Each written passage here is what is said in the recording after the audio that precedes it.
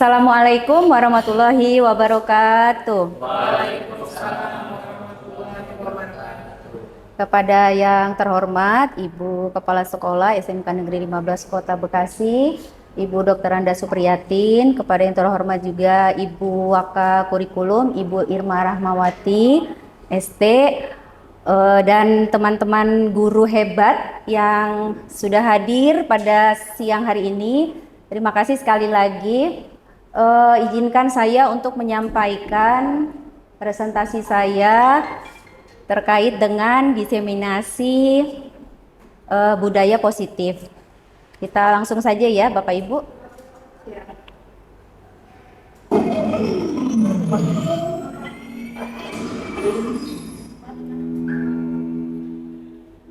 Nah, di sini instruktur saya yaitu Bapak Zainal Malik Firdaus dari BPGB Jawa Barat untuk kelas 141. Dan pengajar prakteknya adalah Bapak Putut Haryono dari SMA Negeri 9 Kota Bekasi. Dan saya sendiri Priscilla Loise Manuhutu sebagai CGP Angkatan 10 Kota Bekasi tahun 2024.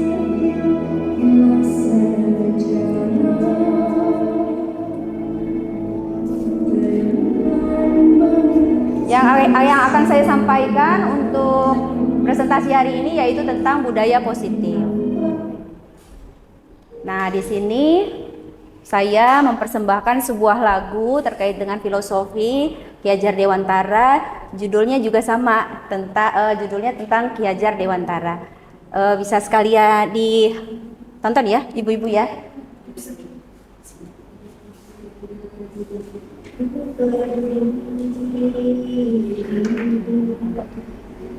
Nah, di sini filosofi beliau adalah yang kita kenal juga dengan Tutwuri Handayani, yaitu Ingarso Sungtulodo. Artinya adalah guru harus memberikan teladan dan menjadi contoh yang baik bagi murid-muridnya. Kemudian yang kedua adalah Ingmadio Mangunkarso, yaitu guru harus memahami kebutuhan individu dan memberikan dorongan yang positif. Yang terakhir adalah Tutwuri Handayani, artinya di belakang guru harus memberikan dorongan dan semangat kepada murid.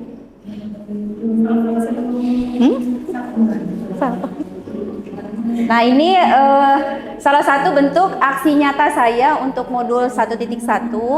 Jadi lebih ke filosofi Ki Hajar Dewantara. Jadi dari awal, mulai dari diri, kita sebenarnya di dunia pendidikan harus lebih meresapi, menghayati dalam lubuk hati yang sanubari yang paling dalam agar kita bisa berpihak kepada murid. Itu terkait juga dengan kurikulum Merdeka Belajar. Jadi saya karena hobinya nyanyi ya Bapak Ibu, jadi passionnya apa ya sudah melakukan aksi nyata dengan menyanyi. Ini awalnya browsing aja di internet.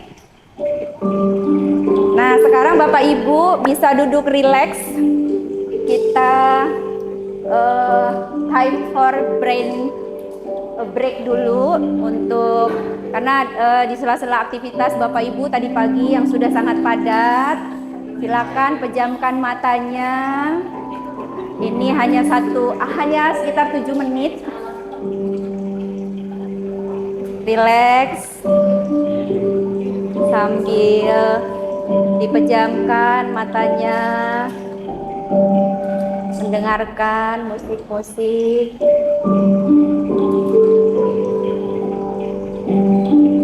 Lebih rileks lagi.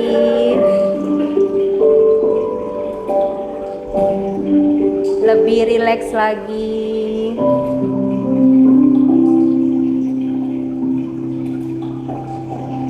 Bayangkan Bapak Ibu sedang mengistirahatkan tenaga, pikiran yang sudah lelah dari tadi pagi mengajar siswa-siswinya.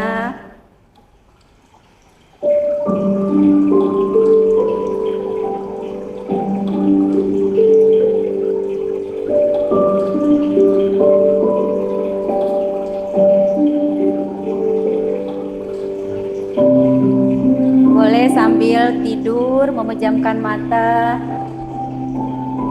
Bahunya disenderkan ke kursi. Kepalanya juga boleh sambil dipijit-pijit. Ayo, tenangkan pikiran.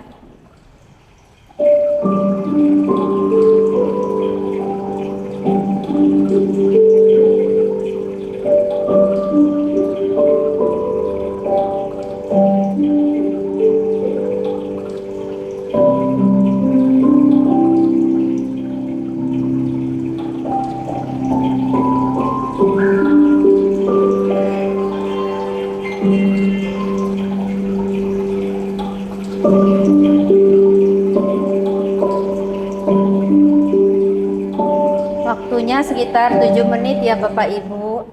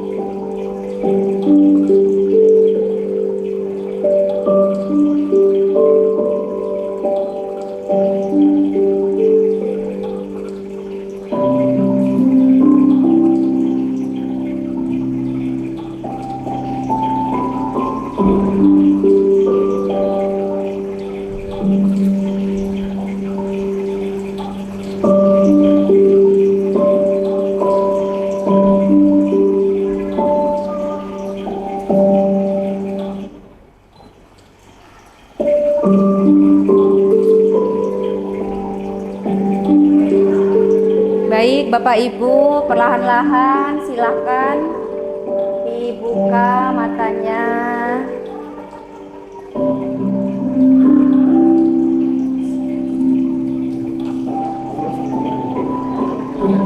Bahunya di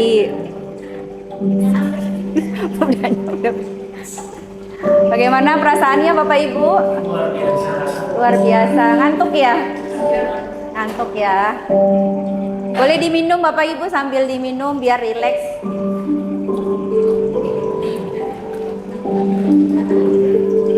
Kita lanjut ya. Sampai lama, sampai 7 menit. Saya cepetin aja ya.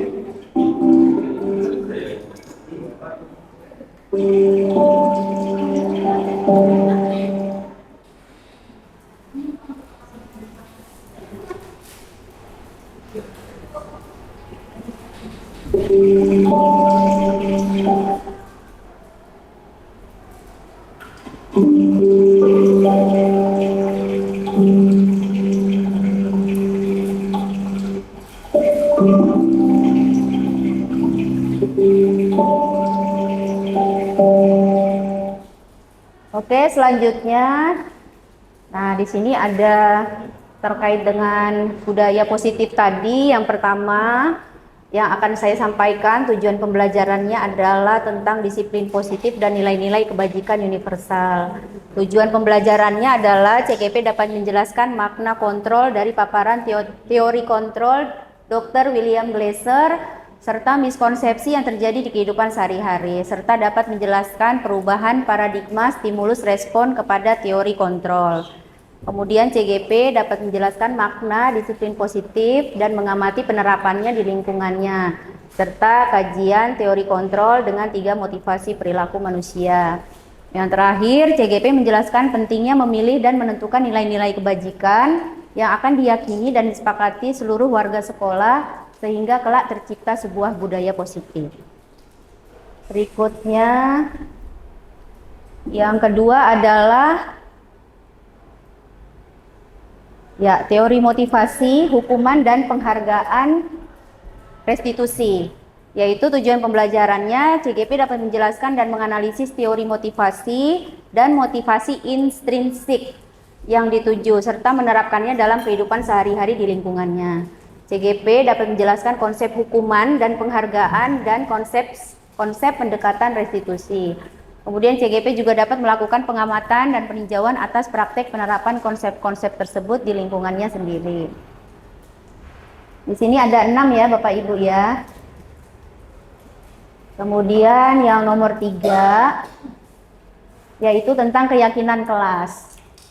Tujuannya adalah CGP dapat menganalisis pentingnya memiliki keyakinan sekolah, kelas sebagai fondasi dan arah tujuan sebuah sekolah atau kelas yang akan menjadi landasan dalam memecahkan konflik atau permasalahan di dalam sebuah sekolah atau kelas. Kemudian CGP juga dapat menjelaskan proses pembentukan dari peraturan-peraturan yang beralih ke keyakinan kelas. Yang terakhir, CGP akan dapat berpikir kritis, kreatif, reflektif, dan terbuka dalam menggali nilai-nilai yang dituju pada peraturan yang ada di sekolah masing-masing. Berikutnya yang nomor 4, terkait dengan kebutuhan dasar manusia dan dunia berkualitas. Yang pertama, CGP dapat menjelaskan kebutuhan dasar yang menjadi motif dari tindakan manusia, baik murid maupun guru. Kemudian dapat menganalisis dampak tidak terpenuhinya kebutuhan dasar terhadap pelanggaran peraturan dan tindakan yang tidak sesuai dengan nilai kebajikan. Yang terakhir, dapat mengidentifikasi peran dan sekolah guru dalam upayanya menciptakan lingkungan belajar dan pemenuhan kebutuhan anak yang beragam.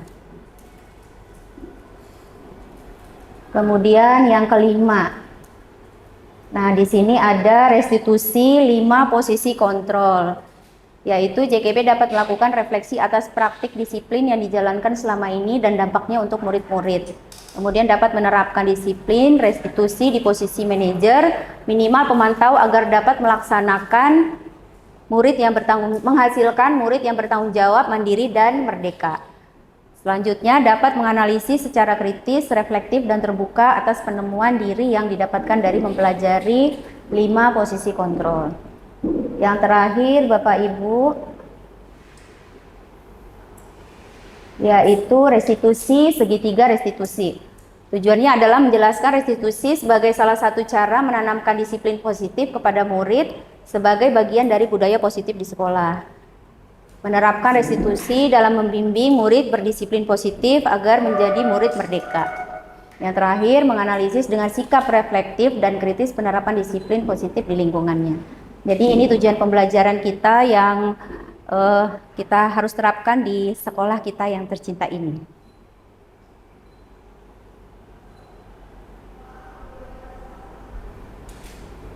Nah, sekarang ada games ya Bapak Ibu. Mungkin berdua, berpasangan. Kalau yang duduknya bertiga berarti yang sendiri ini ya. Yang sendiri aja gitu maksudnya. Nah, cobalah buka. Anda dan teman Anda akan melakukan kegiatan, cobalah buka. Misalnya Bu Dea itu A ya. Kemudian tugasnya adalah mengepalkan salah satu tangan Anda. Kemudian coba bayangkan bahwa Anda menyimpan sesuatu yang sangat berharga di dalam kepalan tangan Anda. Jadi ngepalnya kenceng gitu ya, sekencang mungkin gitu. Oke. Kemudian Anda perlu menjaga benda tersebut sekuat tenaga karena begitu pentingnya untuk kehidupan Anda. Kemudian tugas B sebelahnya Bu Firda, contohnya ya, adalah mencoba dengan segala cara untuk membuka kepalan yang keras tadi, yang kenceng tadi, kepalan tangan Bu Dea. Bisa nggak gitu ya? Terus teman B boleh membujuk, menghardik, mengintimidasi, memarahi, menggoda, menggelitik, kemudian bahkan menawari Anda uang agar Anda bersedia membuka kepalan tangan Anda. Nah, sekarang coba kita lakukan secara bergantian atau boleh berdampingan berdua ya. Nah, Ibu Mia boleh ke depan. Oh, cuci tangan dulu ya.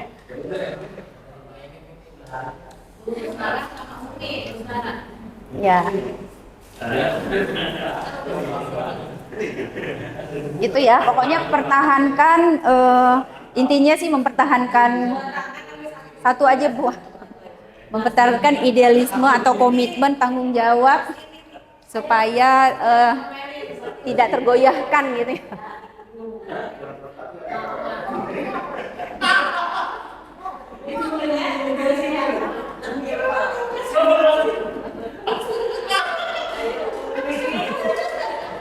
kita mulai ya Bapak Ibu. Sudah siap? Siapa yang mengepalkan tangan? Siapa yang berusaha membuka? Boleh digoyang-goyang, atau dikelitik-kelitik badannya, atau dirayu-rayu. Terserah, bebas. Kalau berhasil berarti nanti bisa ini ya, bisa menyampaikan apa triknya bisa berhasil membuka kepalan tangannya gitu. Ya.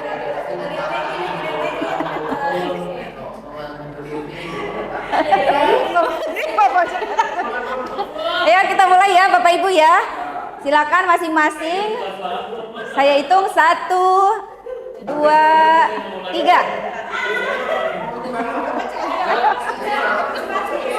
Ayo pertahankan. Ayo pertahankan. Pak Fauzan kalau nggak mau disentuh, nggak mau disentuh. Dicekek. Boleh. Ya udah cukup satu kali aja. Ayo Bu, bisa. Dirayu boleh. Dikelitikin.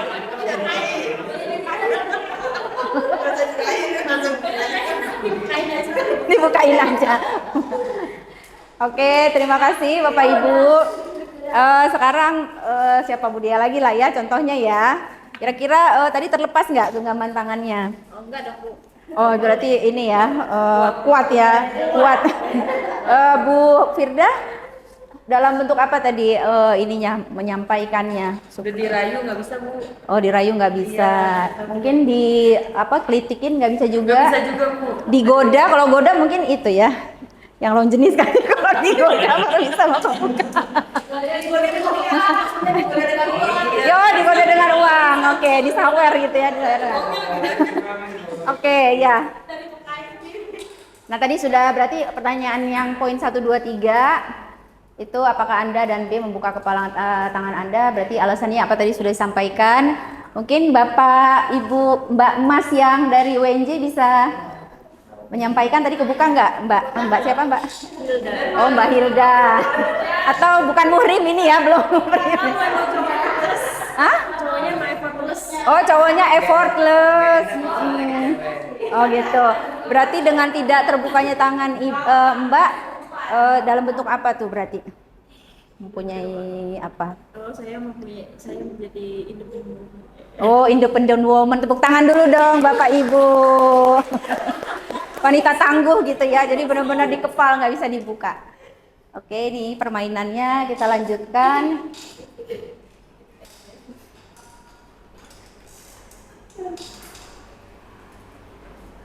Nah ini tadi tanggapannya, pertanyaan-pertanyaan pertama, kedua bervariasi antara yang bersedia membuka dan yang tetap bertahan menutup kepalan tangannya. Siapakah yang sesungguhnya memegang kontrol, yang menutup kepalan tangan, atau yang berusaha dengan segala cara membuka kepalan tangan rekannya? Yang mempunyai kontrol tadi siapa berarti? Berarti diri sendiri ya, kita sendiri yang mempunyai, kita yang memegang peranan atau kontrol bagi diri kita sendiri. Itu intinya. Jadi tidak mudah tergoyah, tidak mudah lemah gitu ya. Kemudian, nah ini tadi pada diri kita masing-masing sesuai dengan kebutuhan dasar tadi, atau kita bisa menghindari dari ancaman dan sebagainya gitu ya, dari bencana atau apa gitu ya, ibaratnya begitu kalau di dunia kerja ya, dengan keyakinan kita, salah satu keyakinan kita. Kita lanjut ya Bapak Ibu ya.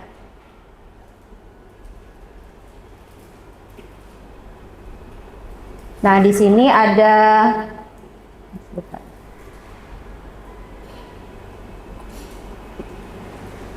soal slide-nya video jadi jalan.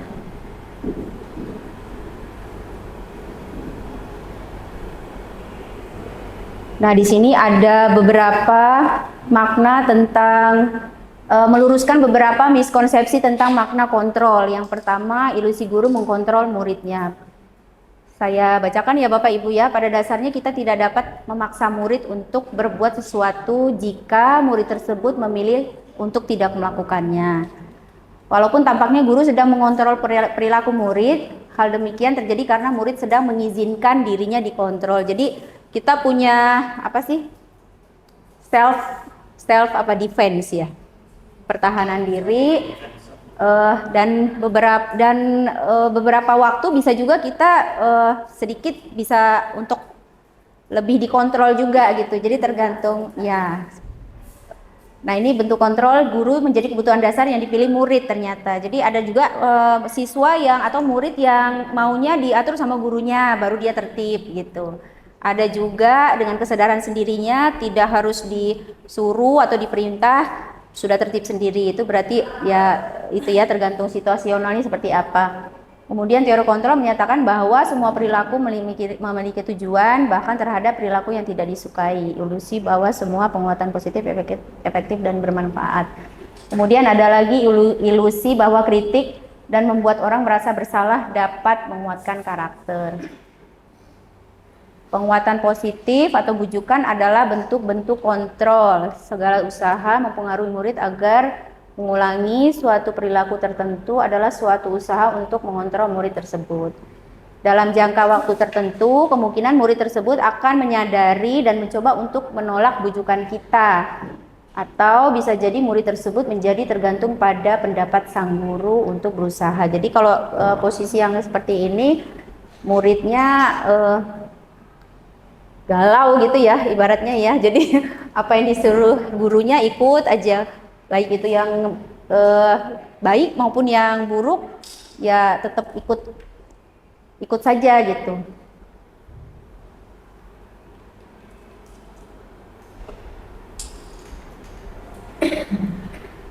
Yang ketiga, penguatannya.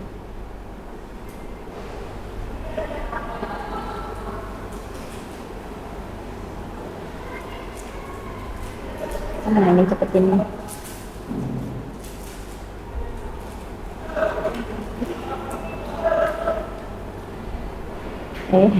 Loncat. Bentar ya. Dan yang ketiga, ilusi bahwa kritik dan membuat orang merasa bersalah dapat menguatkan karakter.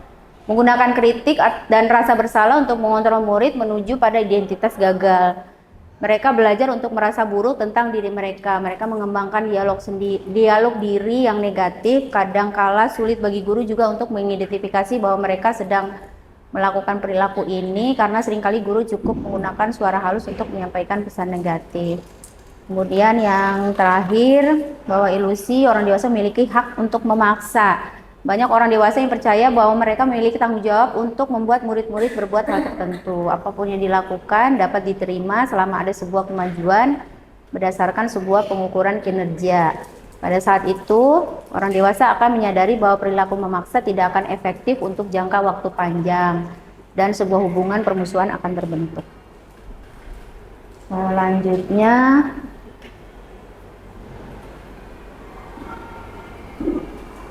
nah, di sini ada bagaimana seorang bisa berubah dari paradigma stimulus respon kepada pendekatan teori kontrol dari Stephen R. Covey.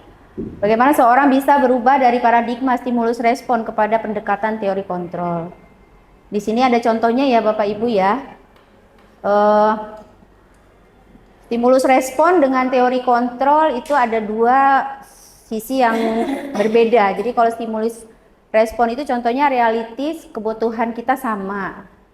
Nah, tapi secara kontrol kita mempunyai kebutuhan yang berbeda-beda, terutama dengan murid ya.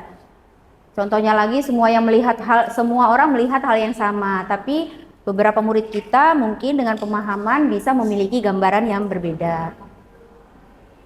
Kemudian kita mencoba mengubah orang agar berpandangan sama dengan kita. Kalau untuk teori kontrolnya kita berusaha memahami pandangan orang lain tentang dunia. Perilaku buruk dilihat sebagai satu kesalahan, sementara beberapa perilaku tersebut ternyata memiliki tujuan yang kedepannya mungkin lebih baik. Kemudian orang lain bisa mengontrol saya. Teori kontrol itu hanya Anda yang bisa mengontrol diri Anda sendiri. Saya bisa mengontrol orang lain, Anda tidak bisa mengontrol orang lain. Pemaksaan ada pada saat bujukan gagal. Kolaborasi dan konsensus menciptakan pilihan-pilihan baru. Model berpikir menang atau kalah Jadi sekarang berpikirnya model berpikir menang-menang atau win-win solution. Nah, bila kita ingin melihat membuat kemajuan perlahan-lahan, sedikit-sedikit, ubahlah sikap atau perilaku Anda. Namun bila kita ingin memperbaiki cara-cara utama kita, maka kita perlu mengubah kerangka acuan kita. Ubahlah bagaimana Anda melihat dunia, bagaimana Anda berpikir tentang manusia, ubahlah paradigma Anda, skema pemahaman dan penjelasan aspek-aspek tertentu. Nah, kemudian kita masuk tentang disiplin ya Bapak Ibu ya.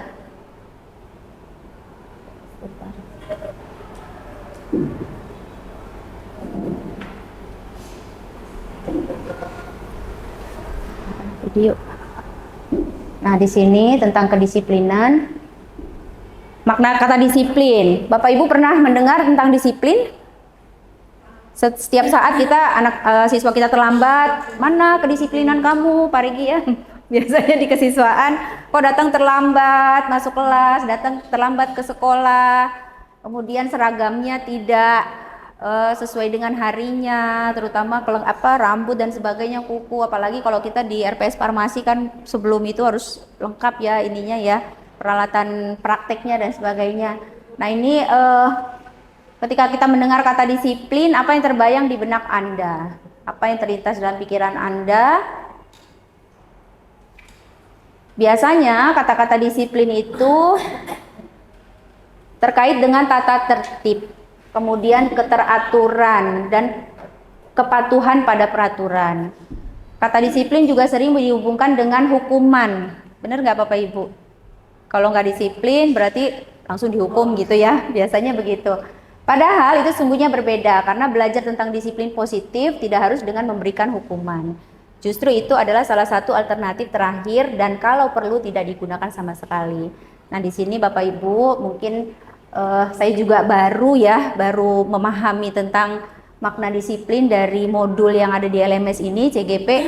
Kalau kita biasanya guru ya Bu Sarah ya, kalau siswa ini langsung udah kamu ini aja langsung nggak stop prakteknya, langsung biasanya gitu. Kayak kemarin contoh selesai ujian praktek, lumpangnya tidak dicuci ya, bekas salep tidak dicuci dan tidak ada yang mengaku, dan tidak bisa juga kita langsung mencari siapa yang bersalah terus langsung menghukum, di stop gitu ya, nggak boleh ikut kegiatan praktek, karena intinya di sini adalah di sekolah itu adalah belajar, jadi prosesnya tetap aja berlangsung. Nanti insya Allah setelah ada kejadian tersebut baru nanti kita tanyakan pelan-pelan, jadi nggak langsung dihukum di tempat gitu ininya istilahnya.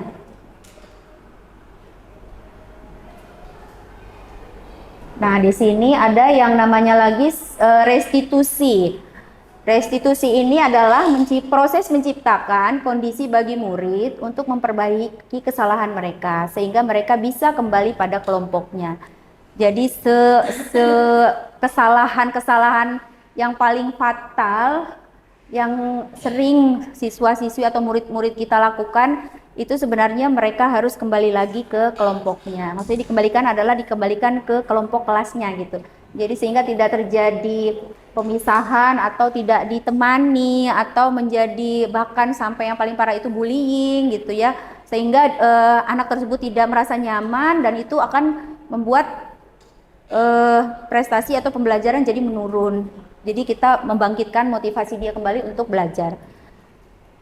Restitusi ini juga sebenarnya merupakan proses kolaboratif yang mengajarkan untuk mencari solusi masalah mereka. Bagaimana bisa membantu murid berpikir orang seperti apa yang mereka inginkan dan bagaimana mereka harus memperlakukan orang lain.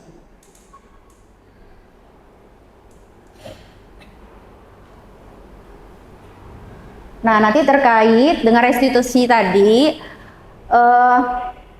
sebelum terjadi hal-hal tersebut atau setelah terjadi pun itu biasanya terus-menerus kita update tentang keyakinan kelas, sebelum, before and after gitu ya. Makanya waktu pas terakhir ada kegiatan Hari Kartini ya kalau nggak salah, terus dikumpulin lagi ya circle time untuk wali kelas, bikin lagi keyakinan yang terbaru gitu. Mungkin ada peristiwa atau apa kejadian apa yang permasalahan siswa sehingga oh kita update lagi gitu ibaratnya. Nah ini bentuk-bentuk mengapa keyakinan kelas atau mengapa keyakinan kelas, mengapa tidak peraturan kelas saja. Nah ini Bapak Ibu bisa baca ya pertanyaan-pertanyaan ini. Contohnya nih, mengapa kita memiliki peraturan tentang penggunaan helm pada saat mengendarai motor? Kenapa sih Pak harus pakai helm gitu? Kemungkinan jawabannya adalah untuk keselamatan. Kemudian waktu zaman COVID, kenapa sih kita harus menggunakan masker dan mencuci tangan? Yaitu untuk kesehatan dan keselamatan. Nah, nilai-nilai inilah yang disebut dengan nilai kebajikan secara universal, yang bisa disepakati secara tersirat dan tersurat terlepas dari latar belakang, suku, agama, negara, bahasa, dan agama. Nah, nilai-nilai kebajikan ini menekankan bahwa keyakinan seseorang akan lebih memotivasi dari dalam ya, intrinsik. Jadi apa ya, kata lainnya itu kesadaran. Kalau belum sadar ya berarti belum bisa tergerak gitu. Oke, kita lanjutkan. Nah, ini adalah pembentukan keyakinan kelas sekolah atau kelas. Keyakinan kelas bersifat abstrak daripada peraturan yang lebih rinci dan konkret. Kemudian keyakinan kelas berupa pernyataan-pernyataan universal. Pernyataan keyakinan kelas senantiasa dibuat dalam bentuk positif atau kalimat-kalimat positif. Keyakinan kelas hendaknya tidak terlalu banyak sehingga mudah diingat dan dipahami oleh warga sekolah atau warga kelas. Keyakinan kelas sebaiknya sesuatu yang dapat diterapkan di lingkungan kelas kita. Warga kelas hendaknya ikut berkontribusi dalam pembuatan keyakinan kelas lewat kegiatan curah pendapat. Kemudian bersedia meninjau kembali keyakinan kelas tadi dari waktu ke waktu seperti yang tadi yang saya sampaikan ya. Harus diupdate. Selanjutnya. Nah, ini di sini Bapak Ibu tuliskan keyakinan kelas atau nilai kebajikan. Misalnya yang pertama, kembalikan barang ke tempatnya. Bisa dipilih Bapak Ibu, itu merupakan keyakinan kelas atau nilai kebajikan. Mengembalikan barang pada tempatnya. Bumia mungkin? Keyakinan ya, yang lebih tepatnya keyakinan. Karena itu kan merupakan satu bentuk proses meletakkan barang setelah dikerjakan harus dikembalikan, berarti keyakinan kelas. Atau kalau kita biasanya di RPS setelah selesai praktek harus dicuci kembali peralatannya terus dikembalikan ke tempat semula. Dilarang mengganggu orang lain. Pak Fauzan, keyakinan kelas atau nilai kebajikan? Ya, nilai kebajikan. Hadir di sekolah 15 menit sebelum pembelajaran dimulai. Keyakinan. Dilarang melakukan kekerasan. Kebajikan. Menggunakan narkoba. Kebajikan. Bergantian atau menunggu giliran, antri gitu ya. Berarti nilai kebajikan. Dilarang merokok. Ya, gunakan masker. Kebajikan berjalan di kelas dengan koridor. Itu berarti keyakinan kelas ya, kalau berjalan di atas. Karena kaitannya sama SOP sih biasanya ya, kalau keyakinan kelas standar prosedur. Selanjutnya, nah ini kita masuk yang berikutnya materi tentang 5 kebutuhan dasar manusia. Kita tonton dulu Bapak Ibu sambil rileks, boleh diminum, dimakan lagi kuenya. Ibu dan Bapak guru Kecilin dikit ya. untuk membangun budaya sekolah yang positif dengan lingkungan yang aman dan mendukung murid untuk menjadi pribadi yang berdaya, seimbang, dan bahagia. Duduk Salah sini. satu upaya yang dapat dilakukan oleh guru adalah memahami kebutuhan dasar yang mendasari perilaku murid. Pada video kali ini kita akan membahas tentang 5 kebutuhan dasar manusia.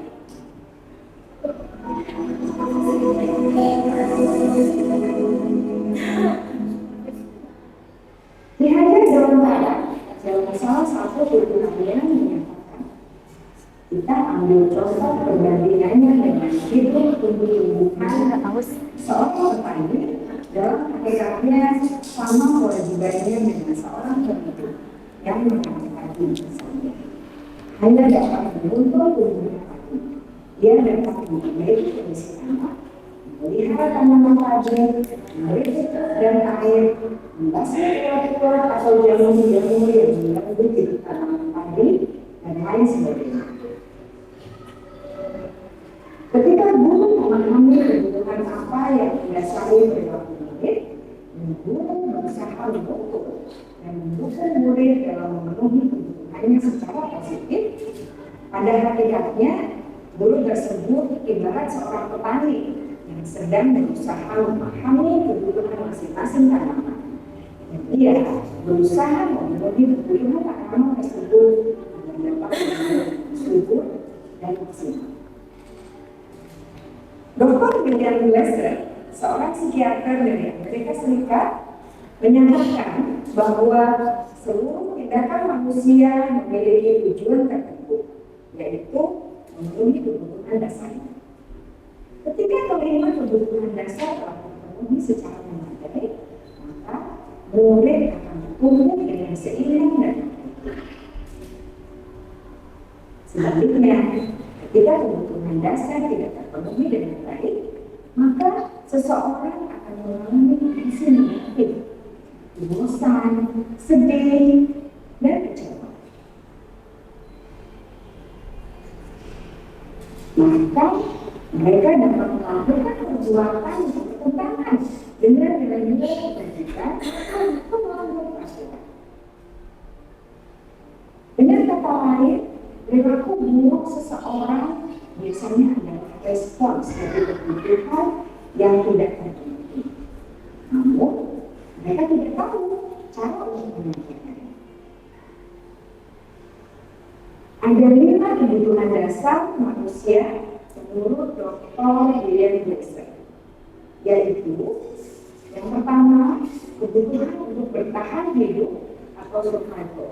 Yang kedua, kebutuhan untuk merasa diterima atau love and belonging. Yang ketiga, kebutuhan akan kebebasan atau freedom. Yang keempat, kebutuhan akan keselamatan atau love. Dan yang kelima, kebutuhan akan penguasaan atau power.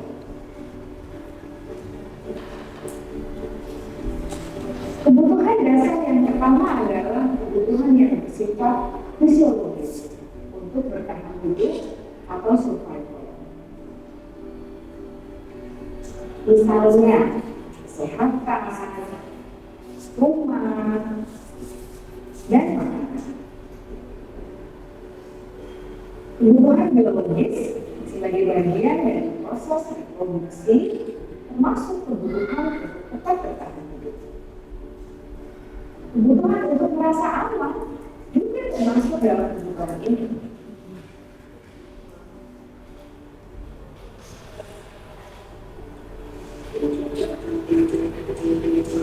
Agar murid dapat belajar dengan baik, jika mereka akan merasa aman, sangga, dan papa harus terpenuhi. Bagaimana mungkin mereka dapat belajar dengan baik bila mereka datang ke sekolah dengan perut yang lapar atau bila rumah mereka kebanjiran? Salah satu prakarsa perubahan ya Bapak Ibu. Jadi kemarin saya membuat sarapan sehat sebelum kegiatan praktek. Mari kita lihat kebutuhan kedua sampai kelima yang semuanya berhubungan dengan psikologis. Mari kita lihat kebutuhan yang kedua, yaitu kebutuhan akan perasaan diterima oleh kelompok atau komunitasnya atau kebutuhan love and belonging. Kebutuhan ini meliputi keinginan untuk tetap terhubung dengan orang lain seperti teman, keluarga. Kita skip aja ya Bapak Ibu ya. Dan kelompok di mana bisa. Tadi yang kedua, kebutuhan dasarnya merasa disayangi. Di kelas dan juga sekolah. Mereka juga ingin Mau di skip aja, takut kelamaan. Skip aja. Hah? Apa ya? Nanti bisa dilihat di video YouTube ya Bapak Ibu ya. Ini saya ambil dari LMS-nya, LMS CGP. yang besar juga akan kesenangan apa yang bisa bayangan ada pun juga perilaku tersebut itu hebat. Nah, berikut video yang sudah kita tonton. Nah, selanjutnya ada ini Bapak Ibu, ada 5 posisi kontrol. Sudah ke manajer.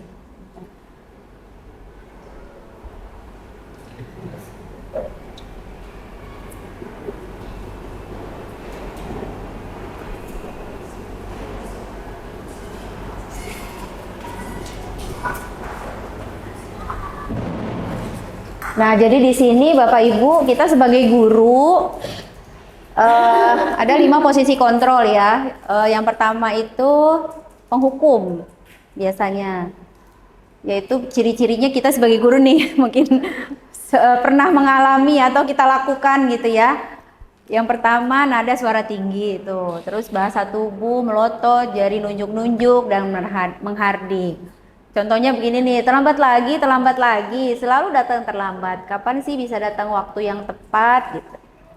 Nah, bagaimana kalau posisi kita memperlakukan murid, perasaan murid itu seperti apa bila guru berbicara seperti itu kepada murid datang terlambat? Hasilnya, nah kemungkinan murid marah atau memendam atau juga bersifat agresif. Bisa jadi sesudah kembali duduk murid tersebut akan mencoret-coret buku atau meja tulisnya. Yang lebih buruk lagi pulang sekolah, nah ini murid melihat motor atau mobil Bapak Ibu guru akan tergores kendaraan tersebut dengan paku. Karena dipendam. Karena ini kita sebagai guru tipenya tipe penghukum. Yang kedua ada pembuat merasa bersalah.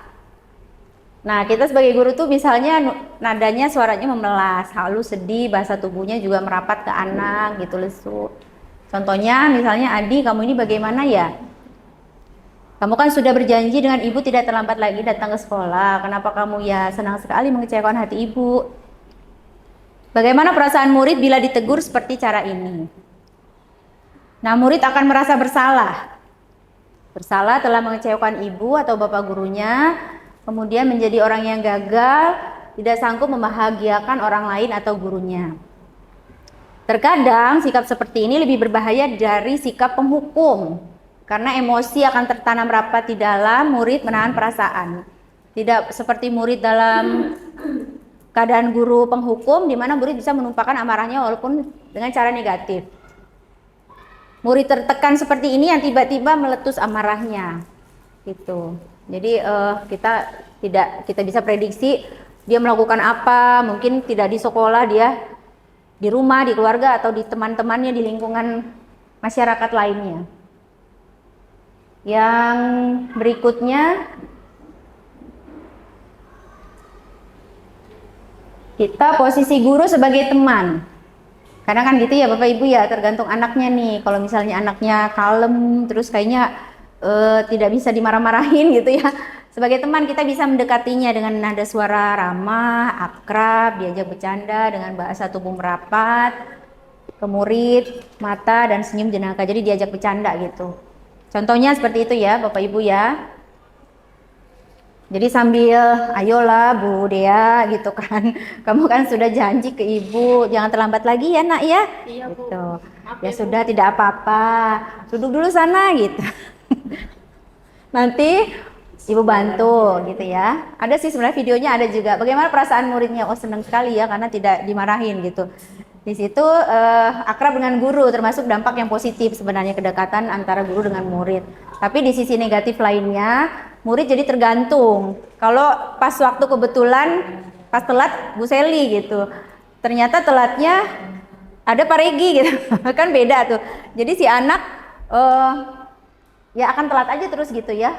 biasanya mengandalkan gurunya. Jadi seperti kasus siswa saya juga atas nama Faisal, itu kalau ada Bu Seli, udah kan ada Bu Seli ini merasa dilindungin gitu. Sebenarnya nggak boleh begitu. Jadi tetap anak harus datang tepat waktu, siapapun gurunya, ya harus dikondisikan seperti itu. Akibat lain dari posisi teman tadi, nah itu tadi menyuruh adalah guru tersebut belum tentu berlaku kepada guru yang lain, gitu. Ini yang ketiga teman. Kemudian yang keempat pemantau. Dari suara datar, bahasa tubuh yang formal. Ini contoh dialognya. Pemantau itu berarti ngelihat gitu ya, datang telat terus ngelihat jam gitu, kamu telat sekian jam, sekian menit gitu. Paham Pak, saya harus tinggal kelas pada jam istirahat. Jadi siswa diberikan sanksi gitu ya, atau hukuman berupa menambah waktu untuk dia belajar di kelas. Teman-teman yang udah istirahat, contohnya di sini, berarti adinya ini harus tetap di kelas untuk menyelesaikan tugas. Nah hasilnya, kalau kita sebagai pemantau, seorang guru, itu murid memahami konsekuensi yang harus dijalankan karena telah melanggar salah satu peraturan sekolah. Guru tidak menunjukkan emosi yang berlebihan dan marah atau membuat merasa bersalah. Murid tetap dibuat tidak nyaman, yaitu dengan harus tinggal, ya tapi muridnya tidak nyaman karena harus tetap tinggal di kelas gitu, karena akibat konsekuensi tadi.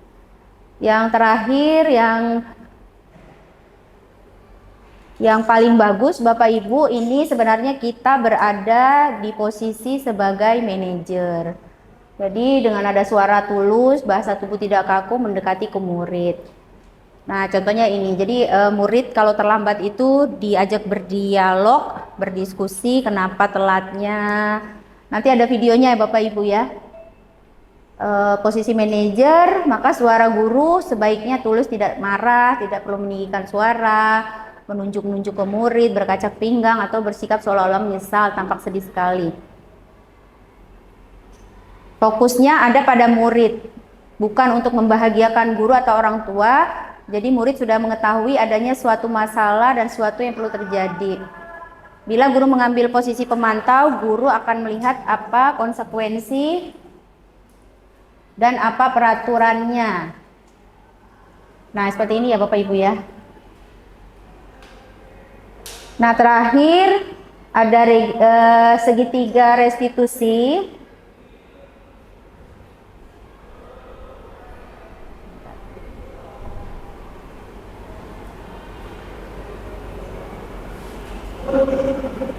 Nah, jadi dari yang kejadian-kejadian atau kesalahan yang anak lakukan, sebaiknya kita sebagai manajer itu membuat yang namanya segitiga restitusi. Misalnya kalau anak terlambat, itu ditanyakan dulu atau menstabilkan identitasnya. Kemudian yang kedua, menanyakan, memvalidasi tindakan yang salah, terakhir baru menanyakan keyakinan. Nah, di sini ada contoh bagaimana cara kita menanyakan untuk stabilitas identitas. Setiap orang pasti pernah melakukan kesalahan, atau kamu bukan satu-satunya yang pernah melakukan terlambat datang ke sekolah gitu. Kemudian divalidasi, kamu punya alasan nih pasti kenapa datang ke sekolahnya terlambat. Kemudian cara efektif apa yang kamu butuhkan supaya tidak terlambat lagi datang ke sekolah gitu. Dan terakhir adalah keyakinan kelas. Kalau keyakinan kelas kita harus datang ke sekolah jam 6.15, 6.30, berarti harus disepakati. Dan seterusnya kamu ingin menjadi orang seperti apa? Orang yang mungkin lebih disiplin waktu, berangkat bangun tidur lebih awal atau tidur lebih cepat gitu.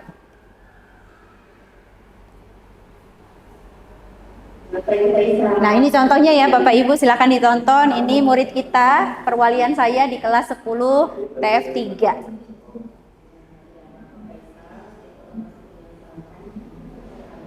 Nah yang ini tadi untuk mengidentifikasi.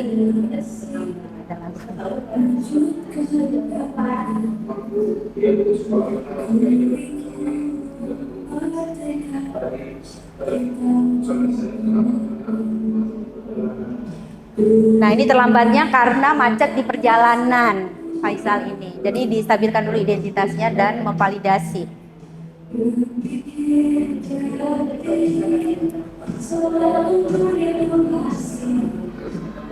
Suaranya lebih kenceng lagunya ya dari dialognya. Pakai mic ya, ya saya ya pas lagi.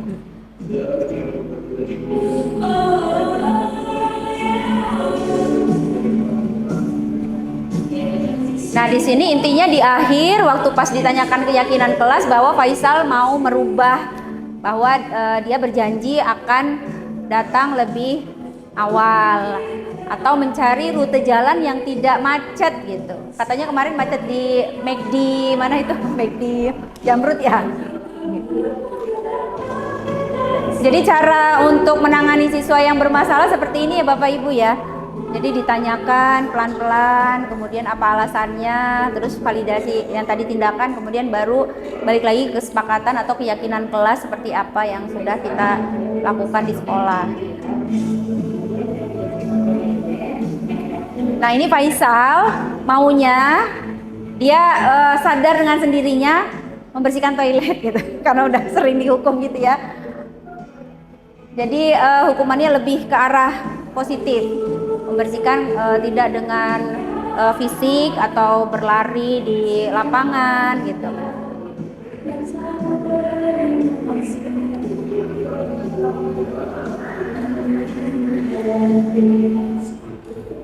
Pendampingan dan menjadi cukup lama dengan kesalahan pendapat sekolah. Saya proses dengan itu karena sekolah. Terima kasih. Sambil bahas. Oke, Bapak Ibu terima kasih. Salam guru penggerak. Kita yel-yel salam guru penggerak ya. Boleh? Sambil berdiri. Contohin ya. Salam guru penggerak itu gini, tergerak dari hatinya, tergerak. Gini di dada, tergerak, bergerak, menggerakkan. Oke. Kita tes dulu satu kali ya. Oke. Salam guru penggerak, tergerak, bergerak, menggerakkan. Ulang ya, satu lagi. Ayo Pak. Salam guru penggerak, tergerak, bergerak, menggerakkan. Oke, terima kasih Bapak Ibu. Silakan duduk kembali. Baik Bapak Ibu, terima kasih sudah. Silakan Bapak. Iya. Terima kasih Bapak Ibu sekali lagi. Semoga apa yang sudah saya sampaikan bisa menginspirasi teman-teman atau Bapak Ibu guru hebat untuk mengikuti program CGP. Bu Dea, CGP angkatan 12 lagi dibuka. Terima kasih sekali lagi Bapak Ibu. Mohon maaf kalau ada yang kurang dari penyampaian saya. Dan saya juga tidak bermaksud untuk menggurui Bapak Ibu. Kita di sini sama-sama sharing, sama-sama belajar. Mohon dimaafkan kalau ada yang perkataan dan perbuatan yang saya yang salah atau kurang berkenan. Saya akhiri billahi taufik wal hidayah. Wassalamualaikum warahmatullahi wabarakatuh.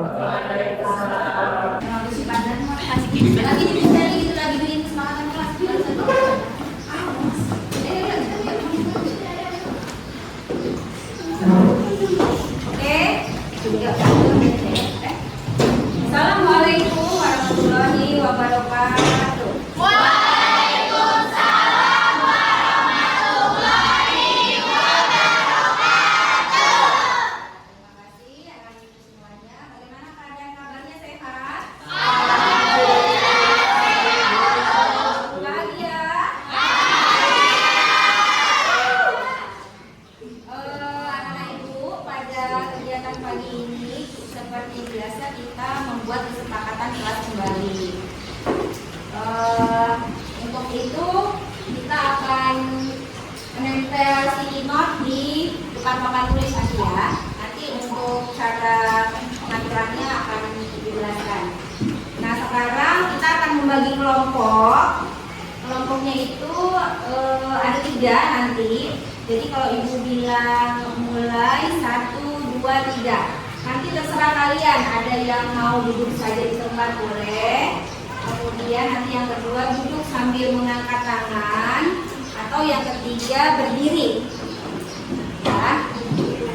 Jadi nanti akan dikategorikan siapa yang dari 36 anak ini berdiri, nanti jadi kelompok berdiri, dipisah. Jadi pada waktunya silakan berpisah. Paham ya? Tapi jangan ini dulu, jangan kompakan dulu. Pokoknya yang sesuai dengan keyakinan aja. Saya senangnya berdiri kok Bu, ya udah silakan berdiri. Gitu ya. Perlu dicontohkan dulu? Gak usah ya, langsung aja ya. Hitungan Ibu, kalau Ibu bilang mulai 1, 2, 3 ya. Oke? Oke, kita mulai. Mulai 1, 2, 3. Oke, yang berdiri silakan memisahkan diri di sebelah sini. Yuk, pindah aja langsung. Pindah. Terus kemudian yang angkat tangan di kelompok ini. Yang angkat tangan semua Ibu. Hah? Yang apa? Ayo bergabung, pindah. Itu angkat tangan apa gimana? Yang belakang? Duduk aja. Kalau duduk berarti sebelah sini. Udah ini masih tapi yang bagian sana yang berdiri sebelah sini.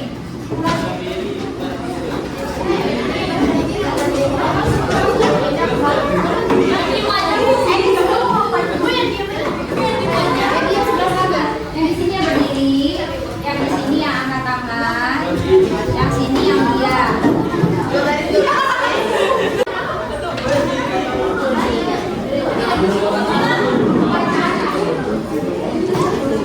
Jadi gitu ya, intinya gini, apapun itu udah jangan berdiri ya. Jangan membagi kelompok. Jadi kalau kemarin kelompoknya kelompok apa ini? Karena susah ya. Ya itu bisa jadi seperti itu.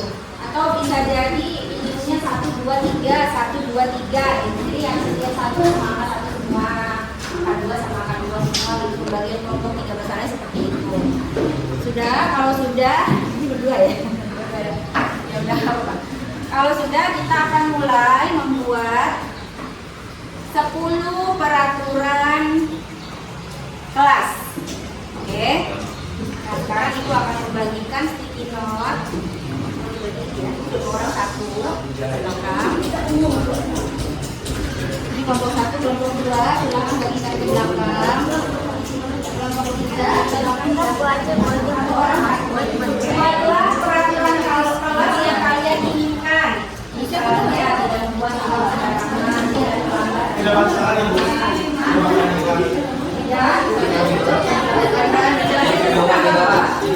main HP di kelas, silakan ditulis.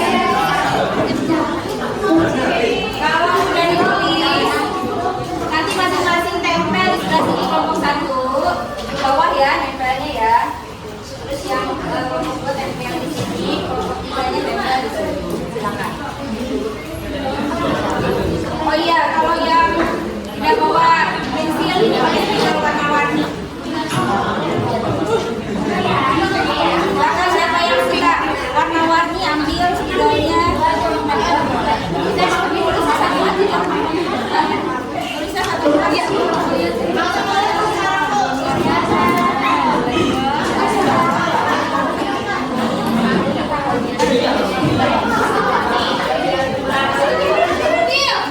Yang belum dapat siapa?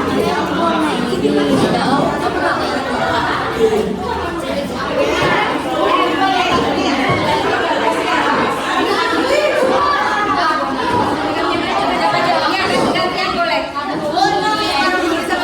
Ya boleh langsung tulis. Masing-masing anak bikin satu peraturan. Masing-masing anak bikin satu peraturan luas. Ini satu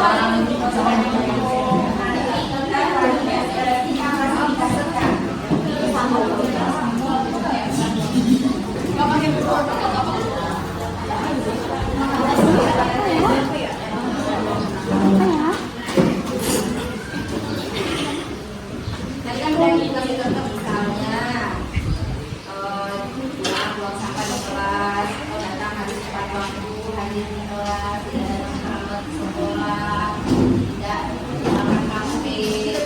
Ya kalau udah boleh silakan ditempel di sini aja deh, di kertas kartu ini.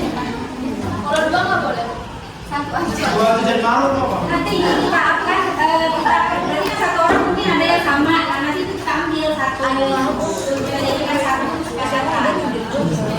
Atau yang terkait dengan yang tadi kejadian, kemudian tadi ngapain? Ayo silakan. Ini kok kecilan ibu? Yang sama warnanya ya. Jadi yang hijau boleh jadi satu bawa ke belakang ya. Jangan jadi satu. Ibu yang hijau. Iya bu. Ini yang kalian bentar. Ibu yang hijau. Apa namanya? Jadi kawan di sini boleh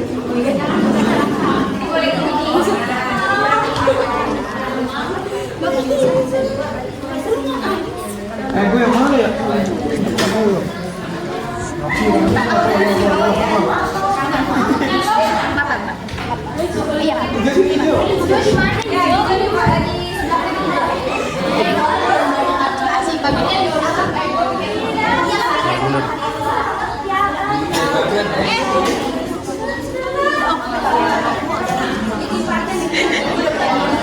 Cukup lah.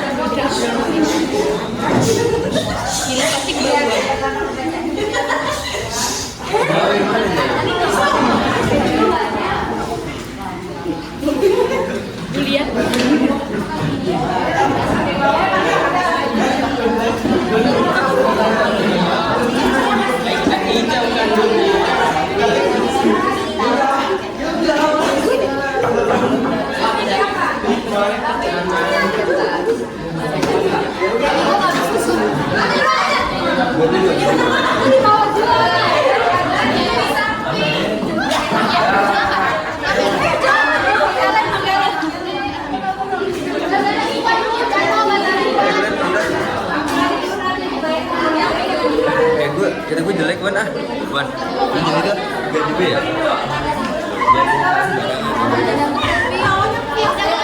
gampang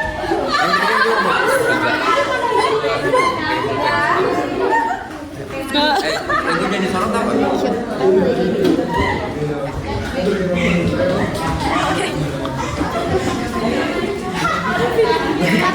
Gue mana? Kalau sudah ibu minta perwakilan satu kelompok satu orang. Ya. Untuk menginventarisir atau mengklasifikasikan yang sama. Ya bu. Yang sama jawabannya. Ya.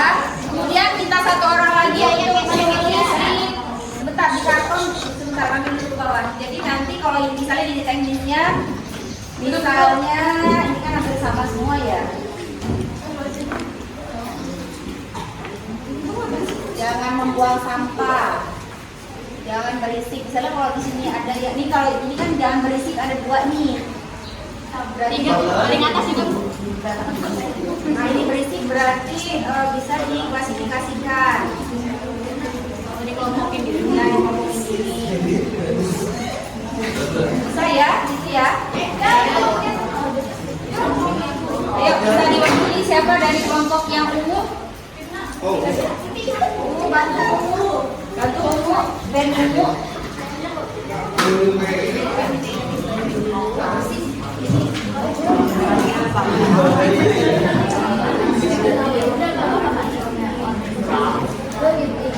Yuk, yang hijau boleh yuk. Tadi siapa yang bulan aja nih? Hijau. Itu saya kok mau saya. Belum. Ya udah pindah yuk. Di kelas bikin kasih. Yuk ke hijau saja. Disamain, sama-sama.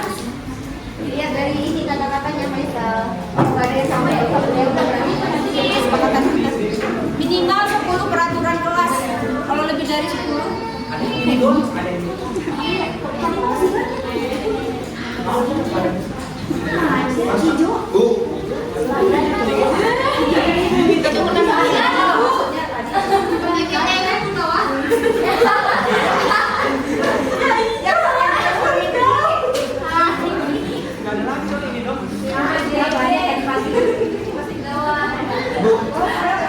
Kalau biasa kalau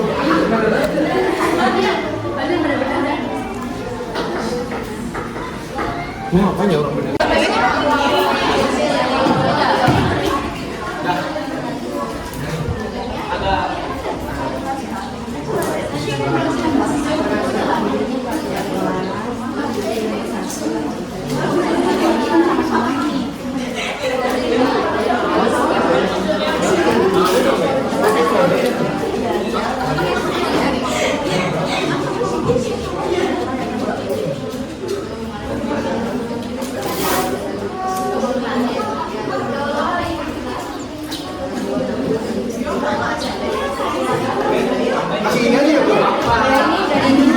Ini paling sama.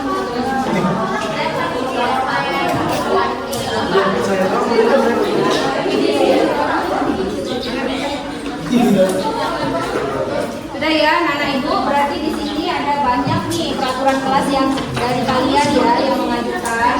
Nanti dirangkum oleh Tasya.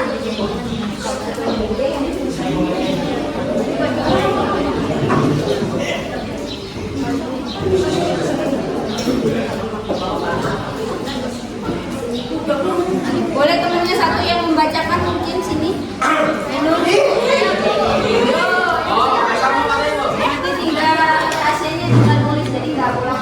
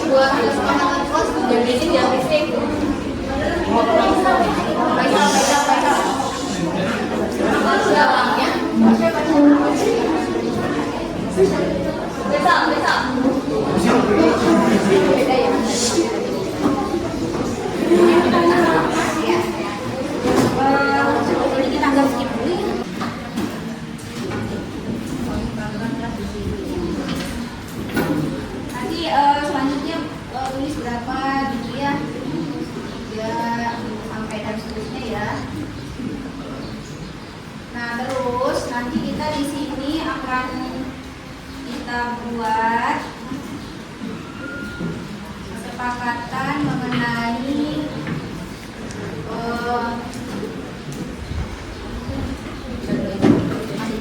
misal dari yang peraturan ini, dari peraturan yang kalian buat ini nanti ada 1 poin 1 sampai 20 mungkin ya, karena ini banyak ya. Terus nanti kita akan klasifikasikan bahwa yang menjadi kewajiban guru dan murid itu apa. Ya, di sini Ibu akan menuliskan guru tugasnya. Kemudian di sini murid tugasnya apa. Jadi masing-masing kita punya tugas untuk di kelas. Terus kemudian guru tugasnya bukan, berarti tidak dikerjakan guru ya ini ya. Atau murid tugasnya bukan.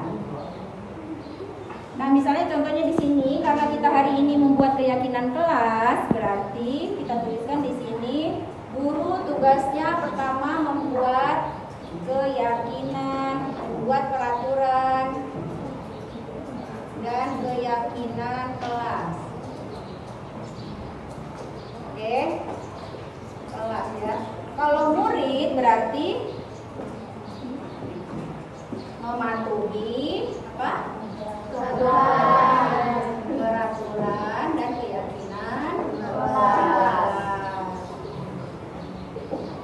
Ini salah satu contohnya seperti ini. Yang kedua, guru tugasnya bukan, misalnya merapikan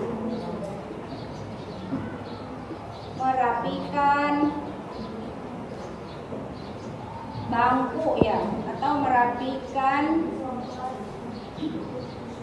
kalau habis piket di bangkunya diangkat kan ya? Merapikan bangku kelas setelah piket, gitu ya. Ini bukan tugasnya guru, berarti yang harus membersihkan atau merapikan adalah siswanya.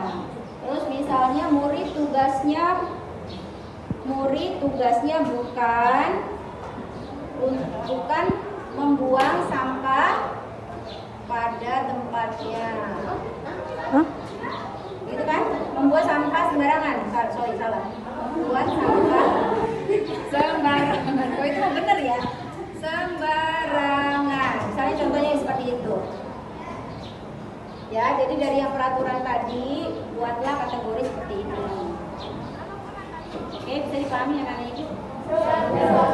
Jadi nanti setelah sudah ada peraturan kelas, terus kemudian guru tugasnya apa, ini kita buat semacam poster dan biasanya ditempel di kelas masing-masing. Karena ini kelasnya moving class, berarti nyimpannya di sini aja. Tapi sering-sering dilihat ya, sering-sering dibaca, sering-sering dilihat. Mungkin itu anak-anak ibu yang bisa ibu sampaikan terkait dengan pembuatan keyakinan kelas. Nanti berarti kalian tinggal melengkapi ini saja ya setelah kita sepakati.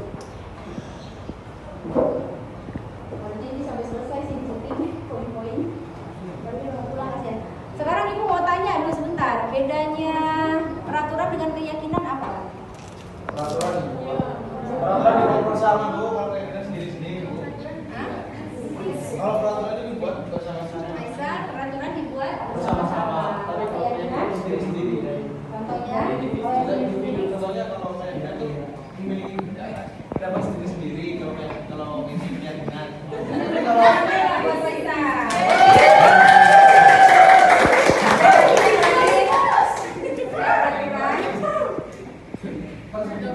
semuanya Bu. mungkin Resti, Aisyah, Ajeng, apa bedanya peraturan kelas dengan keyakinan kelas? Ini banyak bahasanya banyak nih kalau mau susah sebenarnya. Nanti ada contoh-contohnya itu ada di modul 1.4. Gak apa-apa ibu infoin aja ya. Kalau ibu kemarin habis Sendiri-sendiri. contohnya Contohnya kalau keyakinan itu memiliki pendapat sendiri-sendiri. Kalau ini keyakinan. Tapi kalau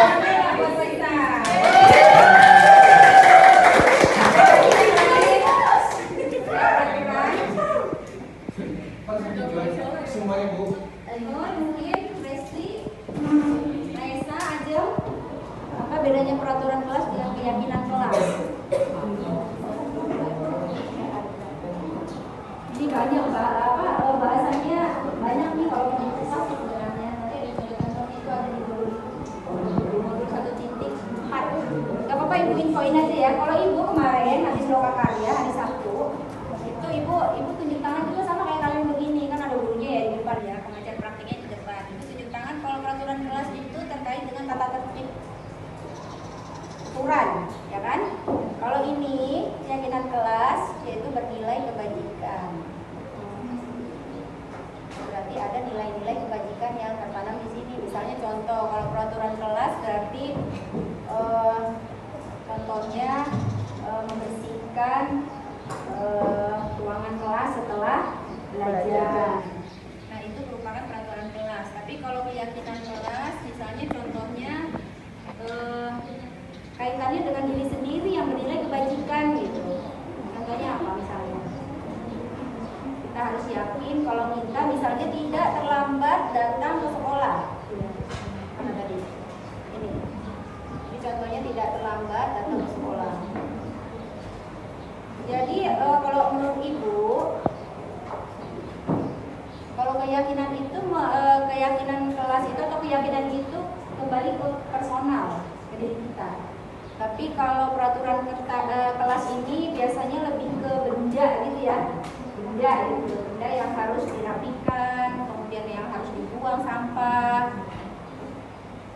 Atau misalnya kalau kalian berkendaraan motor harus memakai helm gitu untuk keselamatan. Itu berarti peraturan yang harus ditaati. Kalau keyakinan lebih ke ini, ke diri sendiri, tertib untuk diri sendiri. Itu ya.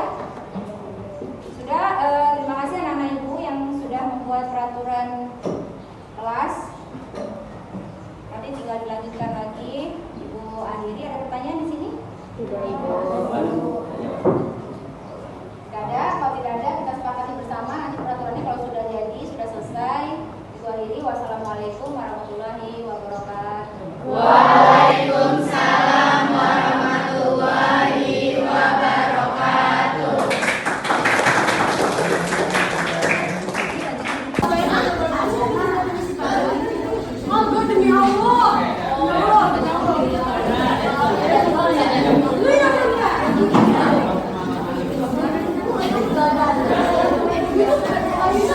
aja 1 sampai 10 dulu. 5, 6, 7, 8, 9, 10.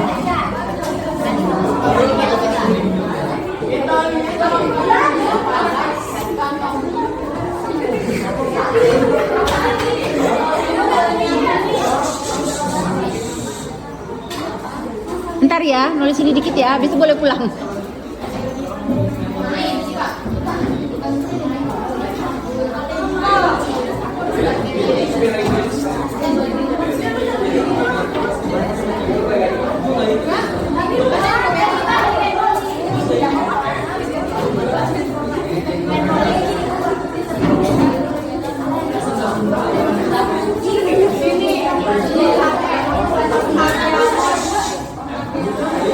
Pilih-pilih.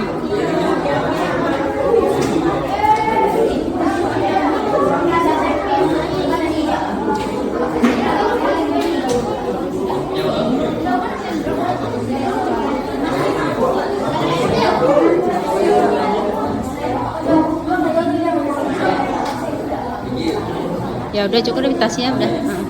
Seragam yang rapi dengan rapi.